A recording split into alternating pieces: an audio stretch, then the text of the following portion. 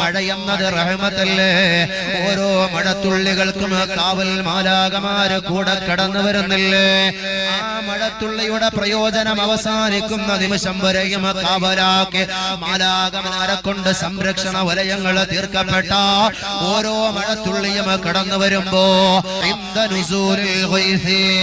റഹ്മത്തിന്റെ മഴ വാനലോകത്ത് നിന്ന് നിന്നിലേക്ക് കടന്നുവരെ ആ കരം ആകാശ ലോകത്തേക്ക് ഉയർന്നാൽ മുസ്തജാബ, ആ പ്രാർത്ഥനയ്ക്ക് ഇജാബത്തുണ്ടെന്ന് അല്ലാഹുവിന്റെ പ്രവാചകർ നബി മുഹമ്മദ് മുസ്തഫ. മഴ പെയ്യും, മഴ മൂടി പുതച്ച് നമ്മൾ ഉറങ്ങുകയാണ്, പുതച്ചു മൂടി നമ്മൾ കിടക്കുന്ന ആ സമയത്തിന്റെ വില റസൂലുള്ള പറഞ്ഞു. ആ സമയം മഴത്തുള്ളി ഇങ്ങനെ വീണുകൊണ്ടിരിക്കുക, നീ ദ്വാരന്നാ അതിന് ഇജാബത്തുണ്ട് മനുഷ്യ.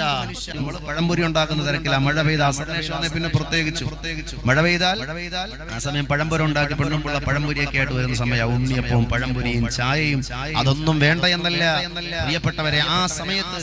ആ സമയത്ത് അള്ളാഹുവിനോട് നിന്റെ ആവശ്യത്തിന്റെ കെട്ടൊന്നഴിച്ചു വെച്ച് നോക്കിയേ, പെട്ടെന്ന് ഫലം കിട്ടുന്നതായി കാണാം.